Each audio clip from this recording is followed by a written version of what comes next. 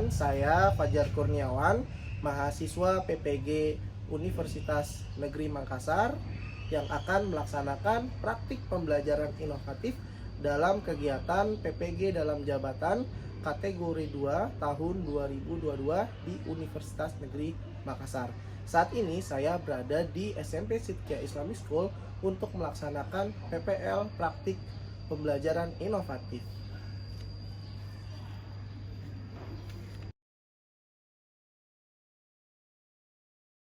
Bismillahirrahmanirrahim.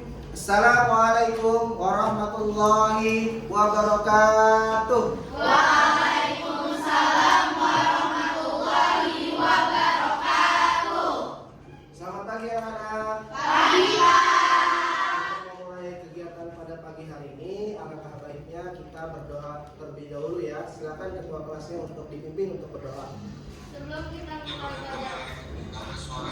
mulai pelajaran pada pagi hari ini, alangkah baiknya kita berdoa terlebih dahulu. Berdoa dimulai. Raditu billahi rabba wa bil islami dina wa bi Muhammadin nabiyya wa rasulah. Rabbi zidni ilma warzuqni fahma. Amin ya rabbal alamin. Memberi salam. Assalamualaikum warahmatullahi wabarakatuh. Waalaikumsalam warahmatullahi wabarakatuh.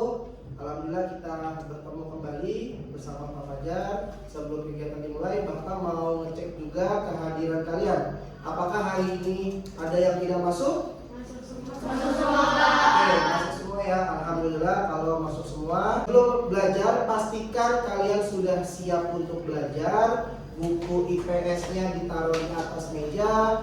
Handphonenya untuk kita nanti juga sambil belajar menggunakan handphone diletakkan di atas meja. Kemudian posisi duduk ya dikondisikan dan tegak menghadap layar yang ada di depan.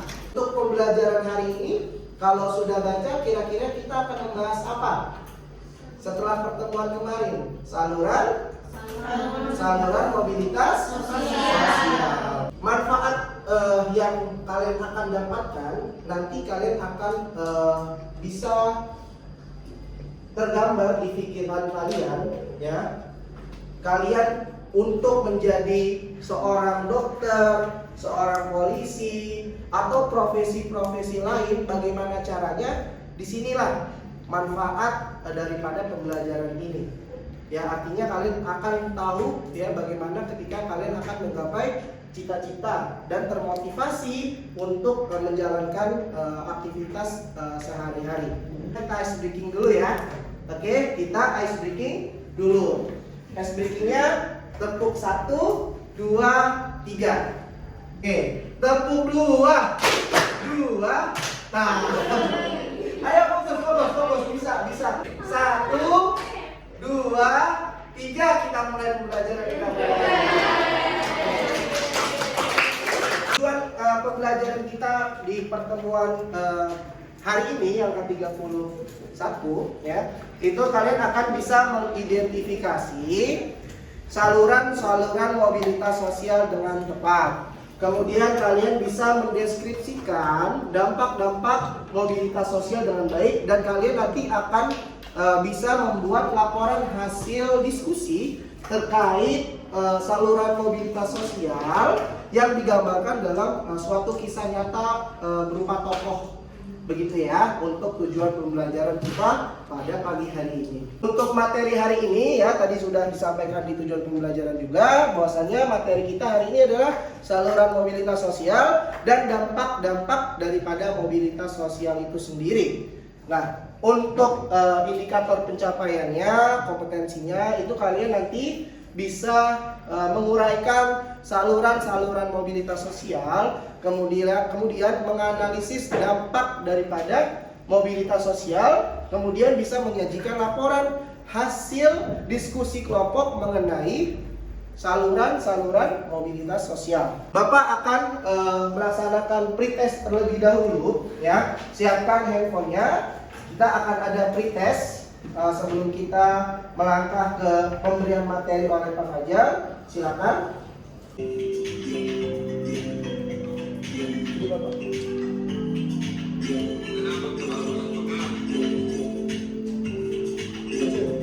Bapak sampaikan untuk langkah pembelajaran kita, nanti Bapak akan memberikan stimulation atau rangsangan kepada kalian berupa pemberian materi. Kemudian kalian nanti akan dibentuk diskusi kelompok ya. Satu kelompoknya itu ada 4 orang, jadi ada 5 kelompok. Nanti kalian di situ akan menyelesaikan tugas yang ada di LKPD secara berkelompok melalui diskusi ya. Di tahap simulasi ini coba kalian amati gambar yang ada di depan kalian.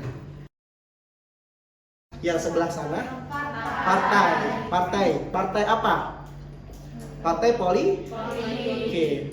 Kira-kira apakah ada hubungannya dengan gambar yang ada di sebelahnya? Jadi kalau kalian amati di sini, ini terkait materi kita hari ini, saluran mobilitas sosial. Untuk di tahap ini ya, membaca Google Site yang kemarin juga Bapak berikan. Kalau kemarin kalian membaca pengertian mobilitas sosial, kemudian bentuk-bentuk dan faktor pendorong serta penghambatnya, sekarang kalian baca yang bagian saluran-saluran mobilitas sosial dan dampak-dampak mobilitas sosial.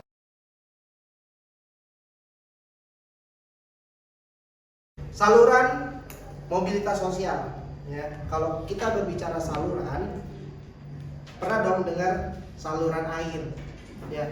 Itu buat apa sih? Buat mengaliri air dari tempat penampungan air ke keran kita di rumah ya. Kan ada saluran airnya ya. Sama ketika kita mobilitas sosial ya, kita mau menggapai sesuatu harus ada salurannya. Mau jadi dokter, mau jadi guru, mau jadi pilot, mau jadi TNI, itu harus ada saluran mobilitas sosialnya, saluran geraknya ya. Kita nggak bisa tiba-tiba mau jadi TNI, mau jadi polisi kalau kita tidak masuk akademi kepolisian atau akademi militer. Mau jadi guru tidak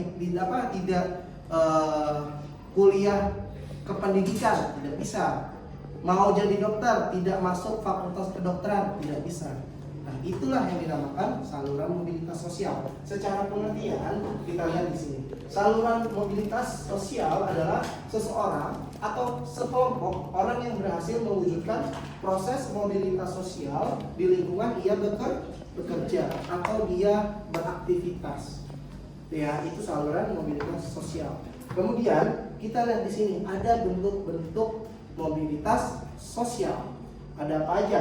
Yang pertama ada pendidikan ya, lembaga pendidikan. Nah, kalau kita mau jadi orang yang bekerja di suatu perusahaan ya, di bidang apapun, kita harus mengenyam yang namanya dunia pendidikan, lembaga pendidikan, mulai dari pendidikan dasar, pendidikan menengah sampai pendidikan tinggi ya. Pertanyaannya sekarang ya, untuk kalian diskusi, saluran-saluran apa yang bisa menyebabkan seseorang melakukan mobilitas sosial? Untuk pembagian kelompok masih seperti kemarin ya, kelompoknya silakan untuk bisa menyesuaikan dengan kelompoknya masing-masing. Silakan untuk bisa berputar. Ya, sebentar tadi penjelasan ya.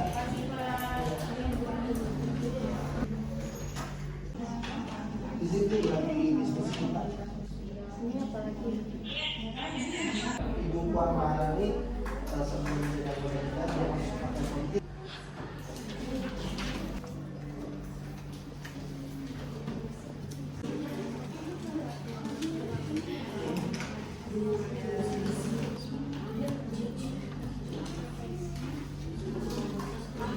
Baik ya, sekarang kita akan melaporkan hasil diskusi. Nanti kelompoknya masing-masing di tempat saja. Salah satu perwakilannya bisa berdiri untuk mempresentasikan hasil laporan diskusinya. Assalamualaikum warahmatullahi wabarakatuh. Waalaikumsalam warahmatullahi wabarakatuh. Kami dari kelompok 4 yang akan mempresentasikan saluran mobilitas di bidang profesi. Ada yang ingin ditanyakan? Aku mau nanya, ya. Biasanya kalau guru ada masalah, biasanya mengadunya ke PGRI atau ke Ikatan Guru? Keduanya bisa, karena itu sama-sama ikatan guru. Jadi nanti PGRI dan Ikatan Guru itu menyampaikan ke DPR sebagai pembuat kebijakan. Oke, terakhir sekarang kelompok 5 untuk mempresentasikan hasil diskusinya. Assalamualaikum warahmatullahi wabarakatuh. Waalaikumsalam warahmatullahi wabarakatuh. Saya Reza Ragina dari kelompok 5 akan mempresentasikan hasil dari kerja kelompok kami tentang saluran mobilitas angkatan bersenjata. Apakah ada yang ingin bertanya? Saya izin bertanya, kalau kuliah akademi polisi itu kira-kira berapa tahun ya? Kalau untuk pendidikan polisi itu pendidikannya selama 4 tahun. Oh baik, terima kasih. Sama-sama. Kelompok bisa memastikan jawaban itu sudah sesuai dengan apa yang ada di bahan ajar ataupun yang ada di buku teks ya. Baik, sekarang ya kita akan mengolah informasi tersebut ya, dan kalian akan mengerjakan beberapa soal untuk bisa kalian mengevaluasi pengetahuan kalian ya terkait dengan materi kita pada hari ini. Silakan untuk membuka HP-nya, silakan buka aplikasi Quizizz-nya. Ya, linknya akan Bapak berikan. Bapak berikan di grup ya.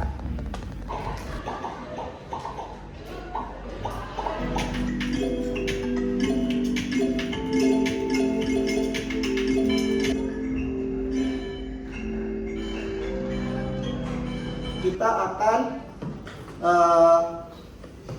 membuat rangkuman atau simpulan terkait dengan materi kita, poin-poin penting yang muncul pada pembelajaran kita pada hari ini sebagai bagian dari kegiatan penutup pada pembelajaran hari ini. Siapa yang bisa memberikan kesimpulan? Meningkatkan integrasi sosial, terjadinya mobilitas sosial. Oke, meningkatkan integrasi sosial. Oke, sekarang dampak negatifnya apa? Timbulnya konflik antar kelas. Oke, timbulnya antar kelas. Ada itu apa coba? Berkurangnya solidaritas kelompok. Apa? Berkurangnya solidaritas kelompok. Oke, berkurangnya solidaritas kelompok. Itulah dampak negatif, dan sebelumnya tadi ada dampak positif. Itulah poin-poin yang muncul ya, tadi saluran mobilitas sosial, ada organisasi politik, pendidikan, angkatan bersenjata, ekonomi, lembaga keagamaan. Kemudian kita tadi bahas juga dampak-dampak mobilitas sosial dari positif dan negatif. Positifnya ada memperkuat integrasi sosial. Kalau seperti dampak negatifnya, timbulnya atau bisa munculnya konflik ya terkait mobilitas sosial itu sendiri. Baik, bagaimana hari ini pembelajarannya? Menyenangkan? Menyenangkan. Alhamdulillah kalau menyenangkan. Semoga apa yang tadi Bapak berikan bisa bermanfaat untuk kalian. Nah, untuk kelompok terbaik, Bapak akan pilih sesuai dengan nilai yang tadi Bapak berikan saat kalian diskusi dan presentasi, Bapak nilai ya. Dan untuk kelompok terbaik yang memiliki nilai tertinggi yaitu kelompok 5. Oke, ada Anya, ada Lalita, Azia, Putih, dan Alia Zahra. Oke, baik ya. Jangan lupa ya, kalian nanti di rumah membaca lagi yang ada di Google Site Pak Fajar untuk materi yang akan datang ya, kegiatan selanjutnya yaitu tentang pluralitas ya, tentang pluralitas masyarakat Indonesia.